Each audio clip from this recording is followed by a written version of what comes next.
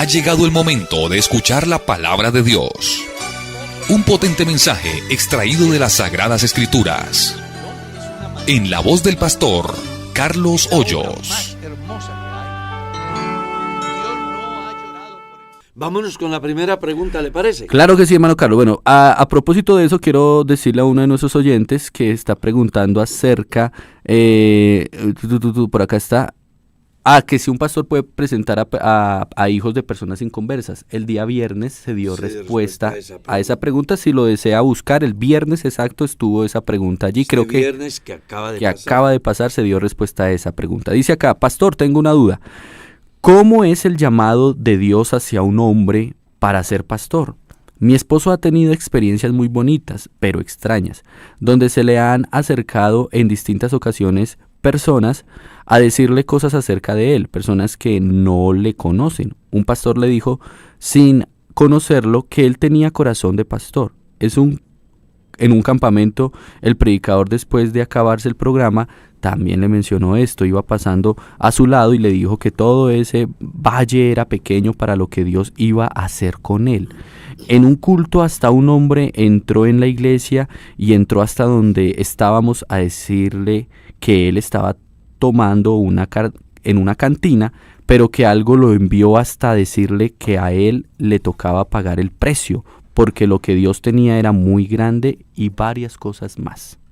Entonces, ¿cómo es el llamado para pastor y qué son todas esas cosas que le dicen a mis esposo? Lo primero es que el llamado que Dios le hace a un hombre no se lo hace a través de cualquiera.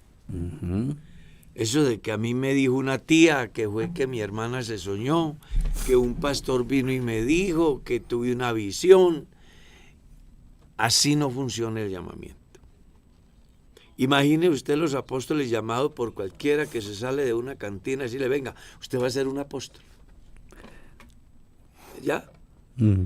Así no funciona el llamamiento. Jesús llamó a sí mismo, él mismo los llamó. Marcos 3. Uh-huh. Capítulo 4 de la carta a los Efesios, verso 11. Él mismo constituyó. ¿Quién? Jesús. Entonces, es bueno que las personas, y hago esta aclaración porque me han llamado también de algún lugar del país para decir, hay un joven que me ha llamado para decirme, pastor, ¿qué será? Que es que a mí me buscan y me dicen que yo voy a ser pastor. Uh-huh. ¿Y cómo le parece que de tal parte me llamaron y me dijeron que voy a ser pastor?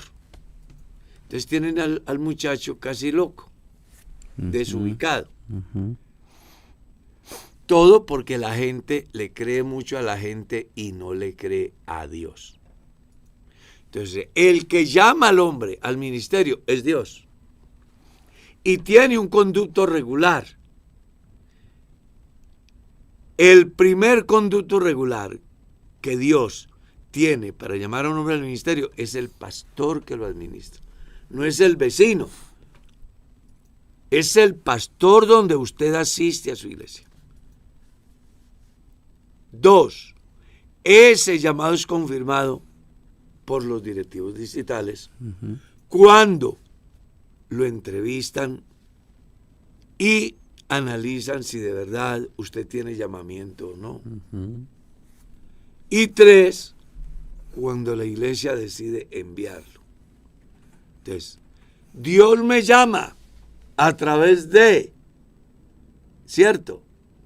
Pasando un filtro que se llaman directivos y una iglesia que me apoya con el envío. Eso hay que darle claro a la gente. Esas cifras que les dan algunos, uh-huh. Pastor, y gracias por la pregunta y a la persona gracias. Sí, señor. Me da pie para decirle a los creyentes que quieren ser pastores, uh-huh. que entiendan de que no se trata de querer ser pastor, se trata de que Dios de verdad me llame. Uh-huh. No se trata de que el vecino de la congregación cercana me dé inflas diciendo que yo tengo ministerio, que ahí donde él está me van a apoyar. No lo haga. Uh-huh. Porque lo más seguro es que se queda con las manos vacías. Conocemos muchos casos así. Hay muchos casos así. Uh-huh. Y aquí de esta iglesia han convidado hermanos para otros lugares. Ahí está. Con el cuento de que allá sí.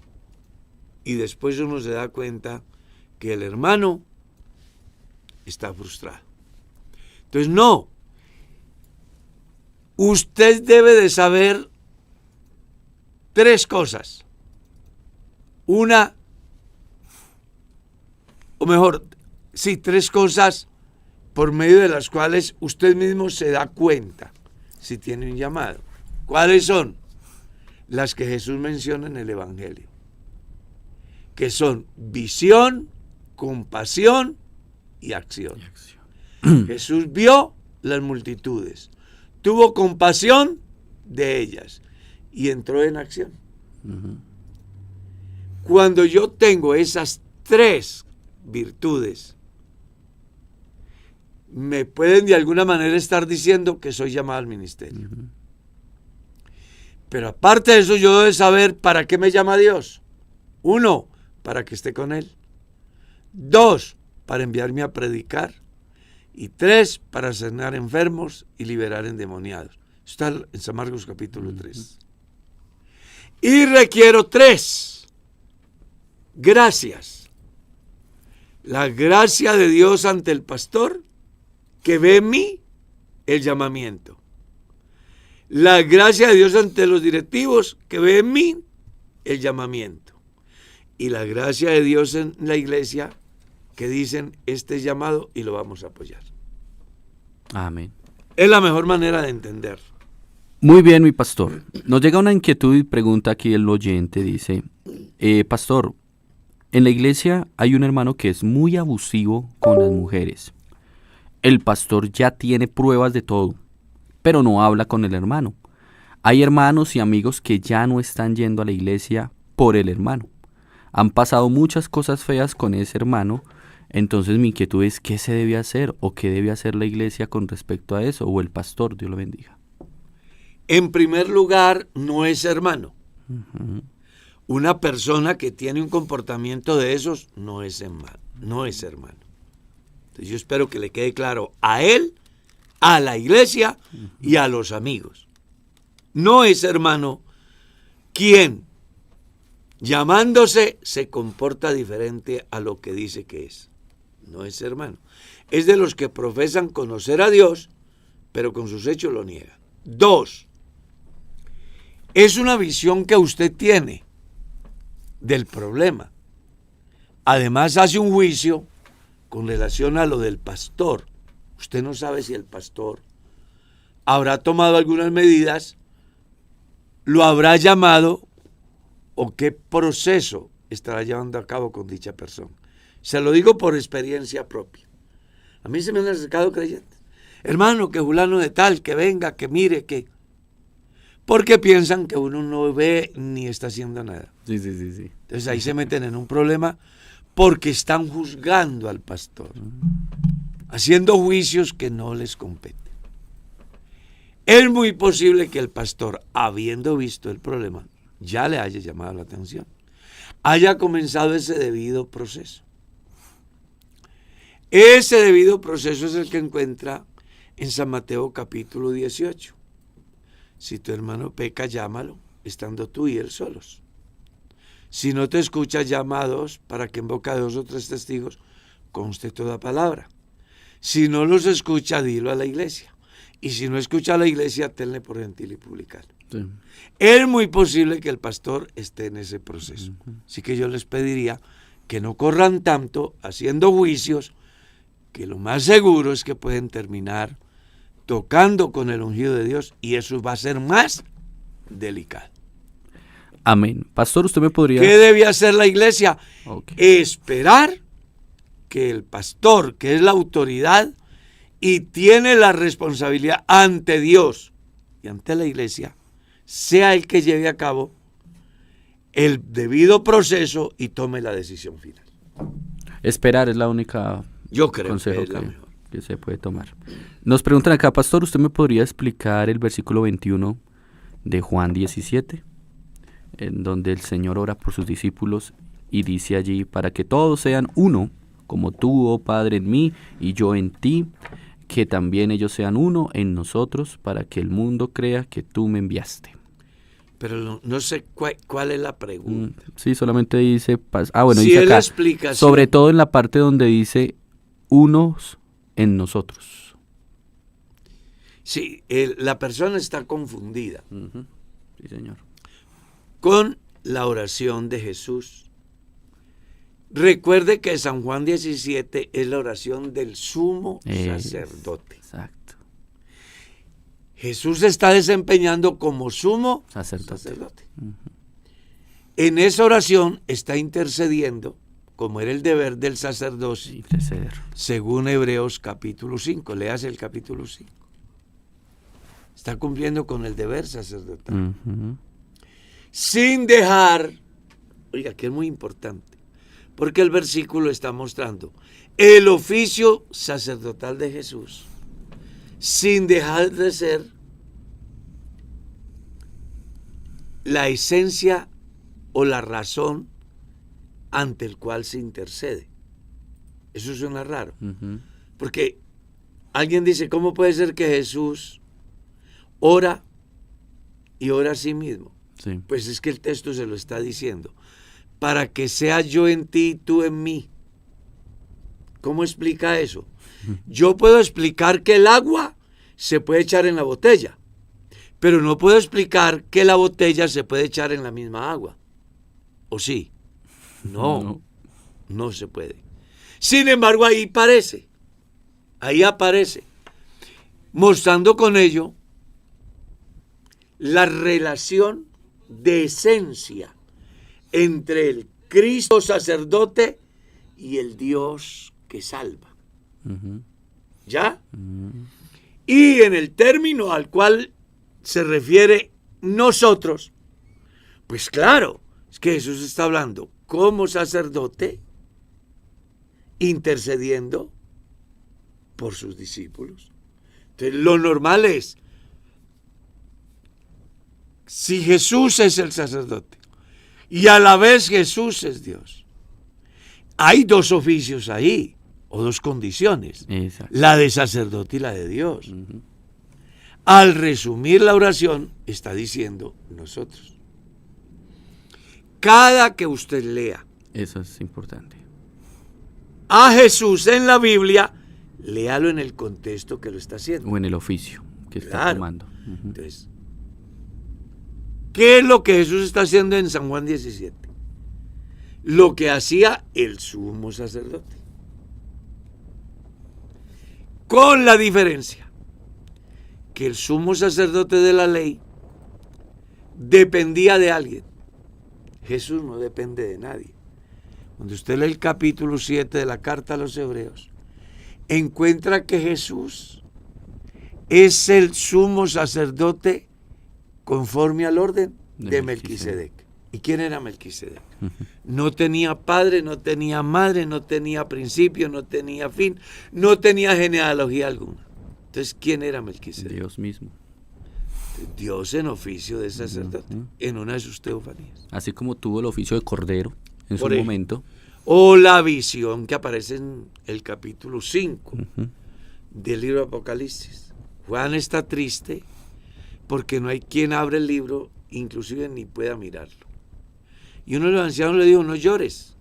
He aquí el león de la tribu de Judá ha vencido para abrir el libro y desatar sus 7 sellos. Y miré y vi un cordero en pie. ¿Cuál de los dos dijo mentira? ¿O estaban en lo cierto los dos? Los dos en lo cierto. Estaban los dos en lo cierto. El ángel lo ve como el rey. Juan lo ve como el cordero. ¿Por qué el ángel lo ve como rey? Porque el ángel es el siervo. ¿Por qué Juan lo ve como cordero? Porque entiende Juan que Jesús es el Cordero de Dios que quita el pecado del mundo. Era la misma persona en dos oficios diferentes, como rey y como cordero. Así es. Así mismo va a pasar allí. Excelente. Muy bien, hermano Carlitos. Nos preguntan acá, pastor, ¿se debe diezmar de lo que le regalan a uno o solamente de lo que es resultado de mi trabajo? De todo lo que me dieres. Es que cuando usted trabaja y recibe su salario, Ujú. usted debe de saber que es Dios quien le dio esa bendición. Ujú. Imagínese que hay cualquier cantidad de trabajo y usted no puede trabajar Ujú. porque está enfermo, porque no tiene movilidad, porque no tiene las capacidades para desarrollar la actividad. ¿Ganará? No. Por eso es que los cristianos tenemos que aprender aquello que dijo el salmista. Todo es tuyo y de lo recibido de tu mano, de eso te damos. Yo debo entender que Dios me da a través de mi trabajo. Claro. Dios me da a través de alguien Ujú. que sintió hacerme una donación. Dios me da a través de mis padres. Dios me da a través de mis hijos. Dios me da a través del Estado. De todo lo que Dios me da, yo debo de dar a Dios. Porque al final no estoy dando nada que sea mío. Ujú. Estoy dando de lo que Dios me dio, pues está escrito: de Jehová es la tierra y su plenitud, el mundo y los que en él habitan. Habita de todo. Mano Carlos, preguntan acá, pastor, en una integración de damas, nos dijeron que Mical tuvo hijos, según segundo libro de Samuel, capítulo 21, verso 8. Yo la verdad aún tengo mis dudas, porque tenía entendido que Mical murió sin hijos. Dice allí nuestro oyente. ¿Me podría dar su opinión? ¿Capítulo qué? 21, verso 8 del segundo libro de Samuel. Segundo libro de Samuel. Vamos a mirar aquí. Ujú. Dígame en paciencia porque yo todavía no me he aprendido la Biblia de memoria. Capítulo 21. Sí, señor, capítulo 21, verso 8, dice así. Pero es que no hay que leer. Sí, A tomó ver, el rey, pero no... acuérdese en que siempre se lee. Sí, ahí menciona a Mical. Ujú. David huye de Saúl. Así titula el pasaje. Primer libro de Samuel. Segundo libro. Ah, Segundo libro. entonces usted me dio una información No, equivocada. yo le dije segundo libro de Samuel, capítulo 21. Entonces yo escuché mal. Exacto, sí, señor. Venganza de los Gabaonitas. Sí, señor. ¿Y el verso qué? 8.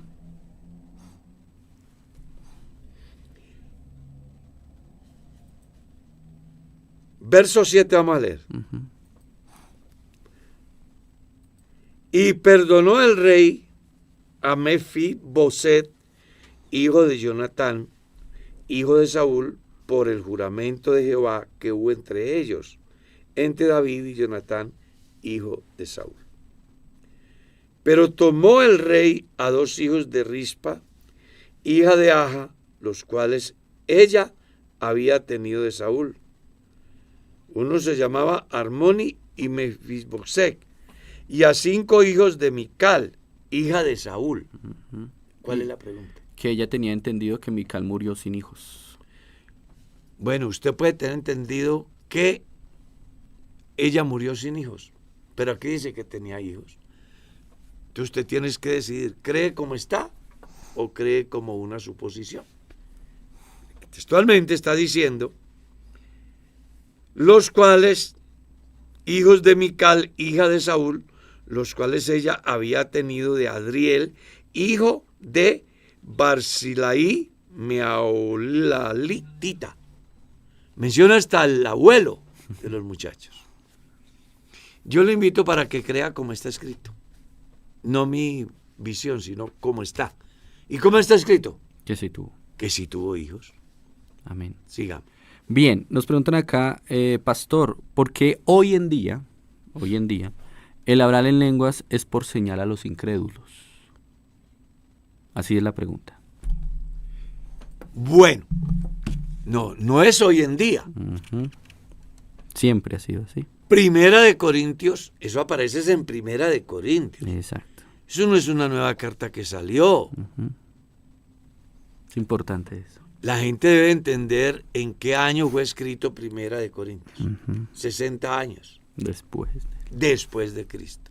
O sea, en el siglo I de nuestra era se escribió en el capítulo 14, el verso 22 de la primera carta a los Corintios, dice: las lenguas son por señal no a los creyentes, sino a los incrédulos. Entonces no es hoy. Eso está escrito hace 2000 años. Está escrito. Eso no es de hoy. Sigamos. Bueno, pero entonces siempre ha sido el hablar en lenguas una señal para los incrédulos. La Biblia, aquí no vamos a hacer hipótesis ni interpretaciones. Lo que la Biblia dice. ¿Qué dice la Biblia? Léame el texto, hágame el favor. Léame el texto, que no sea lo que yo diga, sino lo que la Biblia dice. Para que no haya malos entendidos después diciendo que el pastor dijo que no, que el pastor dijo que sí. No, lea lo que dice la Biblia. 1 Corintios 14, 22. Dice así: así que las lenguas son por señal no a los creyentes, sino a los incrédulos, pero la profecía no a los incrédulos, sino a los creyentes. ¿En qué año se escribió eso? 60 después de Cristo. 60 años después de Cristo. Eso no es hoy. Eso está escrito hace 2000 años. Sigamos. Amén. Bueno, dice acá, Dios los bendiga, mis hermanos. Hermanos, quería preguntar acerca de 2 Corintios 7:9, sobre el aguijón en la carne. ¿A qué se refiere? A la enfermedad que le tocó al apóstol Pablo llevar en sí, que según la carta a los Gálatas y el pensamiento de algunos eruditos creen, y así escriben, que estaba relacionado con una enfermedad en los ojos, que lo hacía ver desagradable en los escenarios. Y justifican el argumento basado en lo que Pablo escribe a los Gálatas. Mirad con cuán grandes letras os escribo. Yo sé que si hubiese dependido de vosotros, me hubieseis dado vuestros ojos. Según esos dos textos, los expertos en el tema creen que el aguijón que Pablo sufría en la carne era en sus ojos. Problema visual. Un problema visual. ¿Por qué se dio el problema o el aguijón? Para que Pablo no se envaneciera, porque Pablo era aclamado por toda parte, era un gran intelectual, era un gran teólogo, era un gran expositor, y bueno, a veces a los seres humanos es necesario. La fama nos hace mucho daño. Yo conozco gente que después de un periodo de un enorme crecimiento se han envanecido a tal estado que han caído de la gracia de Dios. Entonces lo que Dios hace con Pablo es colocarle ese aguijón para que Pablo, en el ejercicio de su ministerio, no se atribuya nada de lo que se da por el Espíritu Santo a través de él, sino que más bien entienda que él no tiene nada que dar, que lo que él da es lo que Dios le ha dado. Y por eso es que en la carta a los Corintios, cuando se da esa discusión sobre los diferentes liderazgos que habían en Corinto, Pablo dice: pero ¿qué es Apolo? ¿Qué es Cefas? ¿Qué es Pablo? Simplemente siervos por medio de los cuales ustedes han escuchado la palabra de Dios. Y les aclara: yo sembré y Apolo regó, pero ¿quién da el crecimiento? Dios. O sea que aquí no soy yo, no es Apolo, no es Pedro, es Dios el que da el crecimiento. Amén. Pastor, hubo hombres muy fieles a la promesa de Cristo, dice el oyente acá, como Abraham, Daniel, Isaías, Moisés y Elías. Mi pregunta es: ¿ellos recibirán las promesas de la iglesia o las de Israel? Capítulo 11 los últimos 2 versículos de la carta a los Hebreos, léala. Y ahí encuentra la mejor respuesta. Lo que yo le diga desde mi manera de ver, posiblemente sea subjetivo. Por eso es mejor leer la Biblia. Verso 38 del capítulo 11. Hablando de los héroes de la fe del Antiguo Testamento, de los cuales el mundo no era digno, errando por los desiertos, por los montes, por las cuevas y por las cavernas de la tierra. Y todos estos, ¿quiénes son estos? Abraham, Isaac, Jacob, Moisés, Isaías, Noé, y otros muchos más, de los cuales digo que tiempo me faltaría, como Barak, bueno, ahí aparece. Hay 17 con nombre propio y hay un número infinito que no tiene nombre. Hablando de los héroes de la fe del Antiguo Testamento. Hablando de ellos dice, y todos estos, aunque alcanzaron buen testimonio mediante la fe, no recibieron lo prometido, proveyendo Dios algunas cosas mejores para nosotros, para que no fuesen ellos, ¿qué? Perfeccionados aparte de nosotros. Espero que ese texto le dé la respuesta a la inquietud de la persona. Amén. Pastor, ¿qué posición debo tomar como cristiano que soy ante la hermana de mi esposa, que de diferentes formas ha tratado de dañar mi matrimonio? De lo cual mi esposa hoy ya es consciente de eso. Ya la perdoné, pero debo seguir de qué forma comportarme con ella, ya que aunque ella es cristiana, es un peligro para la sana relación de mi matrimonio. ¿Qué debo hacer? ¿Tomar distancia estaría bien? Una de las cosas que él y todos los que tenemos una familia debemos pensar es no permitir que la familia de ella o de él intervengan en la relación. La intervención puede darse desde muchos campos. Intervención como desprestigiar. Intervención como acosarlo. Intervención como dañarle la conciencia a la otra, al cónyuge o a la cónyuge acerca de la vida de él o de ella. Intervención en el campo de la consejería, no sigas con él. Tú te mereces otro mejor. Intervención de los suegros. ¿Qué le pasó? ¿Por qué permite? Entonces, en mi tierra se dice, cuando el hombre se casa, requiere casa y costal para llevar a la plaza. A los que se casan, siempre les he dicho, así sea en un cuarto sin cama, pero vivan ustedes la vida. No vivan donde sus suegros, no vivan donde sus familiares, hagan su vida, porque ustedes son un nuevo proyecto de vida. Buscando con ello que estén al margen de las intervenciones de terceros, que pueden ser familiares o no ser familiares, pero que pueden afectar la relación. ¿Qué haría yo? Vamos a suponer que ese problema lo tengo yo. ¿Sí? Mi cuñada afecta mi relación. No sé de qué manera lo afectará a él, pero vamos a suponer que tengo una cuñada que me hace ojitos, que me coquetea, que me acosa. Pues mi deber es decirle a mi esposa, venga, su hermana se está pasando conmigo y yo necesito que más allá que sea su hermana, le pongamos límites a esto, porque al final vamos a terminar mal.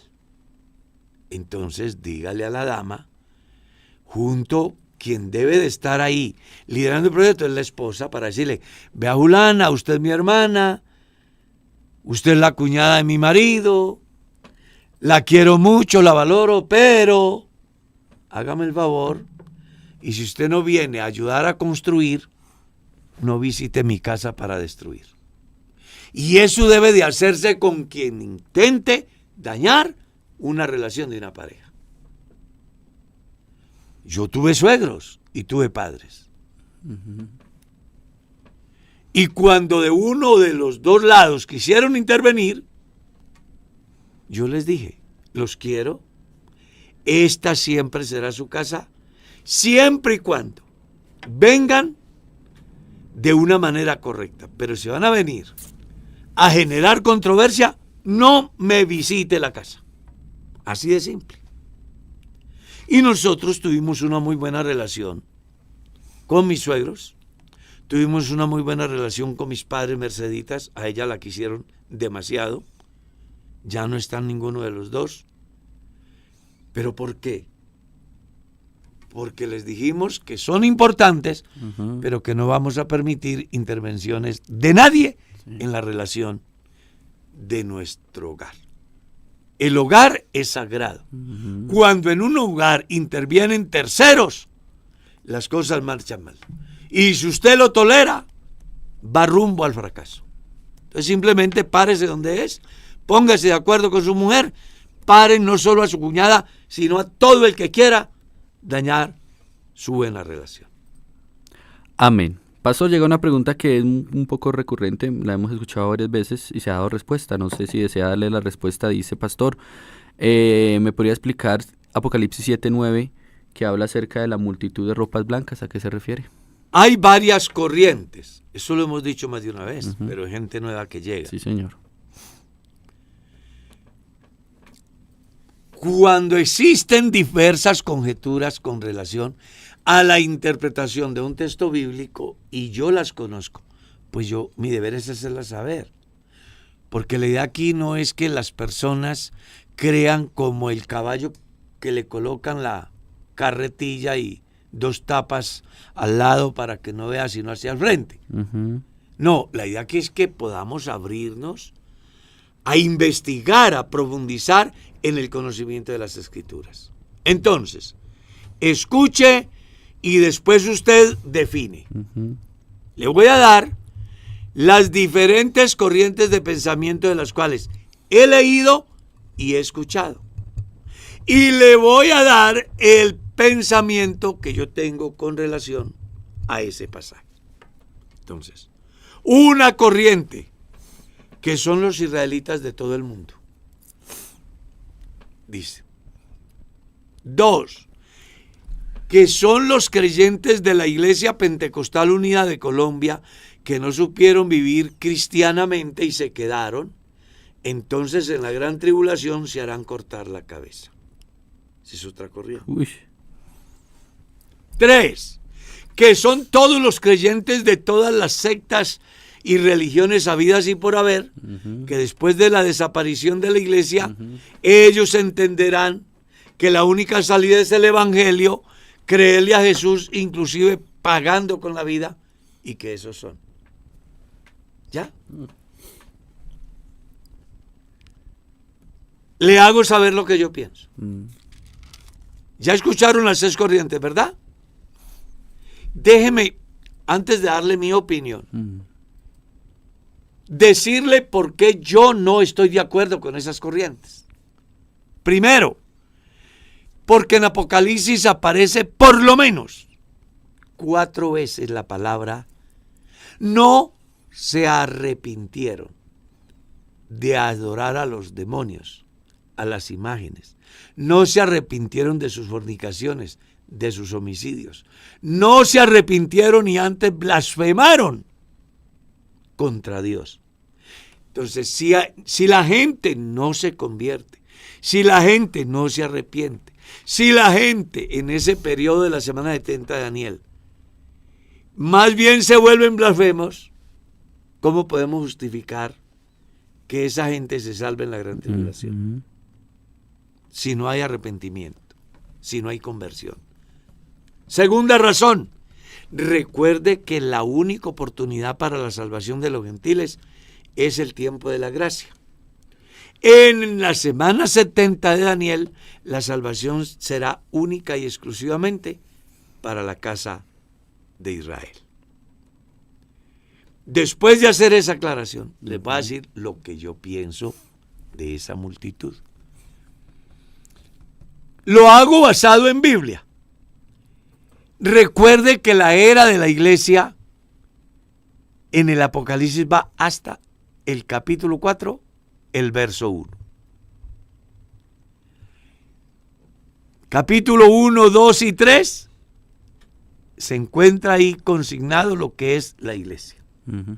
En el capítulo 4, el verso 1, Juan es llamado. Uh-huh. Oí una voz que me decía, sube acá. Y subió. Y cuando subió, vio en el cielo un trono y en el trono uno sentado, delante del cual huyeron los cielos y la tierra. Bueno, usted puede seguir leyendo ahí. Y había pues allí 24 ancianos. Es decir, él estaba en el cielo. A partir del capítulo 4, Juan está en el cielo. Uh-huh. Mientras Juan esté en el cielo, se dan dos eventos simultáneos. Uh-huh. Uno en el cielo y otro en la tierra. Exacto. ¿Qué hay en la tierra? Tribulación. Gran tribulación, cual no ha habido una como esa, y después de esa no volverá a haber otra. Uh-huh. Eso hay en la tierra. ¿Qué equivale a qué?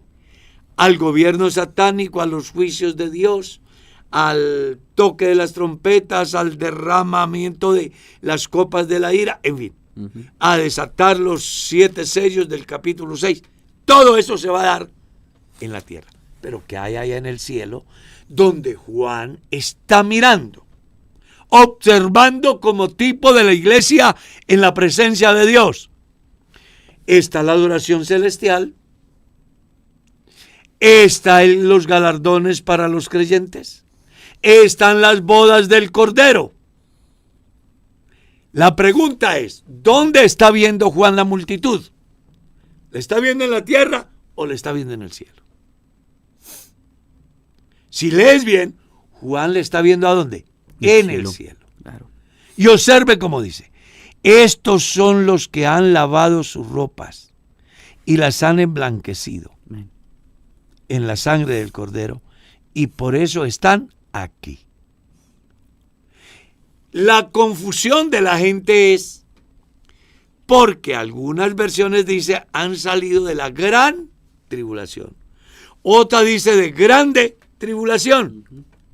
Pero el verdadero sentido de lo que se dice allí es, no les tocó la gran tribulación, para que se cumpla el mensaje de Dios a la iglesia de Filadelfia, que le dice, por cuanto has guardado las palabras de mi paciencia, yo también te guardaré de la hora de prueba que ha de venir sobre el mundo para probar a los moradores de la tierra. La iglesia cree y predicamos que no nos toca la gran tribulación, que antes de eso se hará el arrebatamiento de la iglesia. Entonces es bueno que entendamos que la multitud que aparece allá, la ve Juan en el cielo y es de toda tribu, pueblo, lengua y nación. Eso es lo que dice. Sí. La ve en el cielo. Y en el momento que Juan está viendo esa visión allá, ¿qué hay en la tierra? Gran tribulación. ¿Qué pasó entonces con la multitud?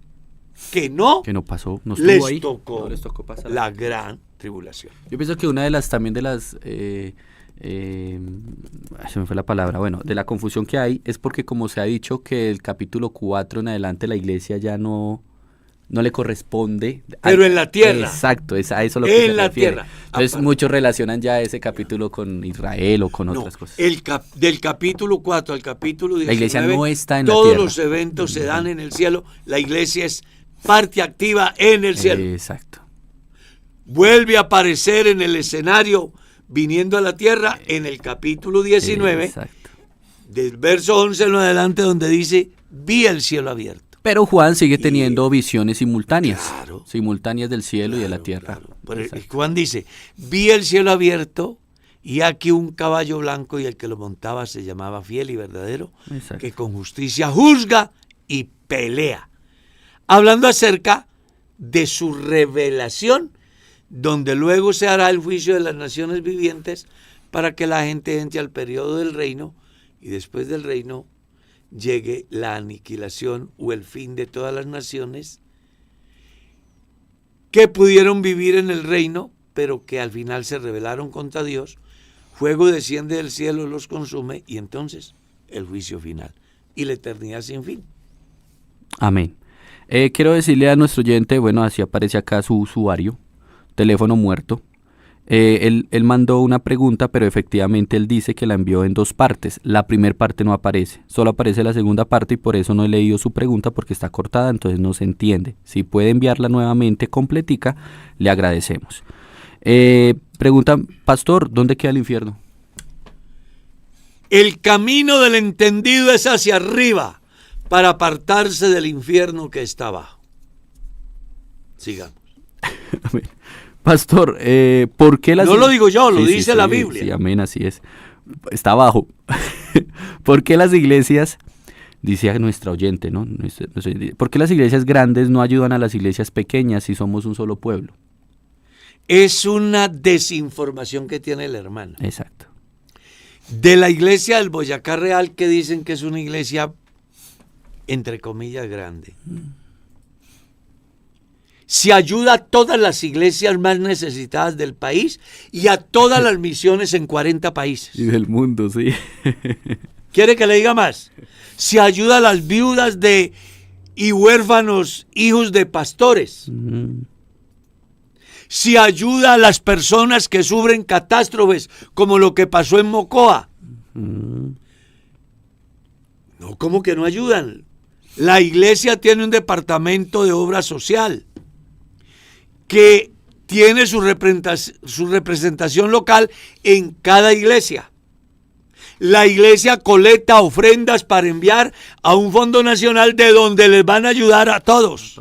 Exacto, eso es muy importante. Si usted es miembro de una iglesia pequeña y los ingresos no alcanzan, escuche bien, para la subsistencia del pastor, la iglesia grande aporta el equivalente a creo que es un 5%, 7%, que tiene una finalidad. No va más, es más porque el diezmo de 1 millón de pesos son 100,000 pesos. 100,000. Y una iglesia como esta no puede enviar 100,000, sino 200,000. 210,000. 21. 21%. El 21. Dando a entender que el excedente es el que permite que a esos pastores que reciben ingresos inferiores a un salario mínimo se les lleve a ese equivalente. Aparte de eso, con eso que da las iglesias que usted dice grandes, le pagan salud y pensión al pastor. Entonces es muy importante. Creo que las personas están desinformadas. Sí. Si alguna iglesia es unida, es la nuestra. Sí, eso es lo que es el éxito, lo que tiene el éxito. Claro. Sí. Y aquí ningún pastor tiene la potestad de decidir sobre los ingresos locales de la iglesia. Él solo podrá decidir de lo que a él le dan. Lo que reglamentariamente pertenece a la iglesia se distribuye en los diferentes campos, a nivel nacional y a nivel distrital, que revierten en beneficios de las iglesias más necesitadas y de las misiones en cualquier parte del mundo. Es una iglesia unida, por eso se llama Claro. Iglesia Pentecostal Unida de Colombia. Y querido oyente, la iglesia grande, que usted llama grande, envía el 21. La iglesia pequeña debe enviar el 16.3, por ejemplo. Y si recibe un salario mínimo, solo el 1%. Y solo el 1%. Entonces, entre todos nos ayudamos. Entonces, así usted no lo vea O el pastor a lo mejor no les ha dicho Exacto. cómo es Que se sostiene. la estructura financiera de la iglesia. Sí. Eso es un buen hábito, una buena enseñanza, por lo menos yo lo hago, yo sé que el hermano Carlos también. A los candidatos al bautismo se les explica cómo funciona esa parte estructural, económica y financiera de la iglesia, para que ellos entiendan cómo es este andamiaje. Sí, señor. Que es todo lo que funciona la iglesia pentecostal. Pero sí, claro que sí, la iglesia grande ayuda a muchas, a todas. A todas las iglesias del país. Y del mundo. Y a todas las iglesias del mundo. Con una ofrenda misionera. Es más, casi el 50% de los ingresos de una iglesia se van a subsidiar las iglesias más necesitadas. Amén, amén. Muy bien, pastor. Bueno, muchas preguntas, muchas preguntas. Por acá llega y dice... ¿Se le fue? Sí, se me fue. Dice que... bueno, ya medio me acuerdo. Pastor, sufro de epilepsia. Dice por acá un oyente. He orado mucho a Dios para que me sane, pero no me sana. ¿A qué se debe? No recibo la sanidad. Bueno, sería muy bueno que se hiciese un diagnóstico médico, porque no todas las epilepsias son espíritu. La Biblia habla de alguien que tenía un espíritu de epilepsia. Uh-huh. Entonces, los espíritus salen cuando se invoca el nombre del Señor. Uh-huh. Pero cuando hablamos de epilepsia, se cree que hay varias. Uh-huh. Yo tengo conocimiento por lo menos de 3. 1, cuando es un espíritu. Uh-huh. 2, cuando es un accidente genético, ¿no? Puede venir por herencia. O 3, un accidente. Uh-huh. Entonces, hay algunas de ellas que tienen solución a través de una cirugía. Sí. Por eso es que aquí hemos dicho más de una vez, cuando se va a orar por un enfermo, el pastor debe hacer el diagnóstico lo suficientemente amplio para entender si la persona realmente requiere una liberación espiritual o requiere una cirugía, o requiere un descanso, o requiere una dieta alimenticia. Porque no todas las enfermedades provienen de un espíritu. En el caso de la persona que dice que he orado mucho a Dios y no me sano, pues entonces debe de buscar otras alternativas, como es la ciencia médica. Y es que Dios no puede sanarme. Sí, Sí. si Él quiere puede sanarlo. Pero si su problema es de cortar un pedacito de ese tubito que se obstruye cuando tienes una emoción y lo reponen por algo que esté bien para que circule en tu cerebro la sangre, ¿cuál es el problema? Si Dios le añadió 15 años de vida a Ananías, ¿no podía sanarle la herida que tenía en su cuerpo? Es una pregunta. ¿Cuál sería la respuesta? Claro. Que sí. Sí, señor. ¿Y por qué entonces le dijo, ve y hazte un emplasto de higos y ponlo en la herida?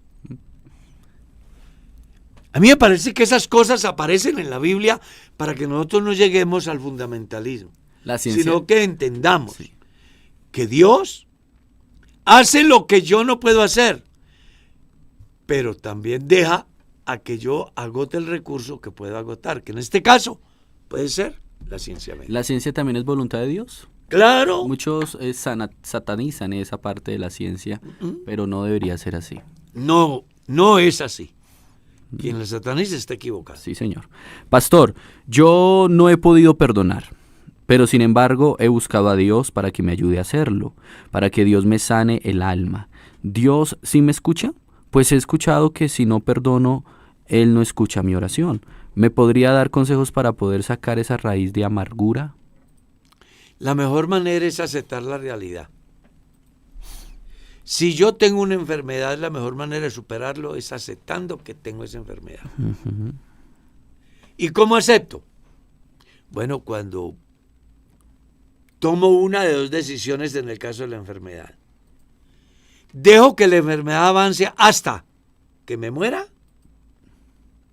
o busco una solución para cortar la enfermedad. Entonces, si usted quiere, puede seguir ahí orando, perdiendo el tiempo. Porque si el Señor viene, usted se va a perder. Capítulo 6 del Evangelio según San Mateo. Si no perdonáis, tampoco vuestro Padre os perdonará las vuestras.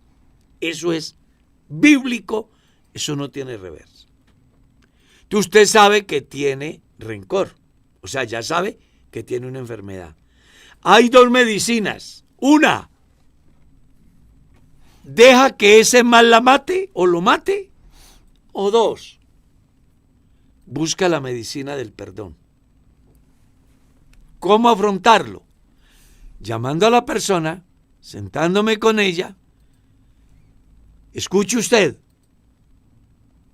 Y no pidiendo perdón, no pidiendo que me perdonen, sino más bien pidiendo perdón. No, que fue que yo no lo ofendí, que fue que yo no le hice ningún daño, que yo he ofendido es porque él ha dañado mi imagen, me ha desprestigiado. Bueno, el evangelio es claro. Si vas a la casa de Dios a llevar tu ofrenda, y cuando estás allí en el altar, sabes que hay un hermano que tiene algo contra ti, ¿qué debes de hacer? Deja tu ofrenda allí, regrésate, busca al hermano y reconcíliate con él, para que luego que presentes tu ofrenda, sea acepta delante de Dios. Cuando yo busco de Dios, sin arreglar el problema con el hermano, es el equivalente al que va a solicitar un crédito al banco. ¿Sí? Uh-huh. Escuche bien, el que va a solicitar un crédito al banco sin haber pagado el crédito que tiene pendiente. Además tiene cuotas quedadas.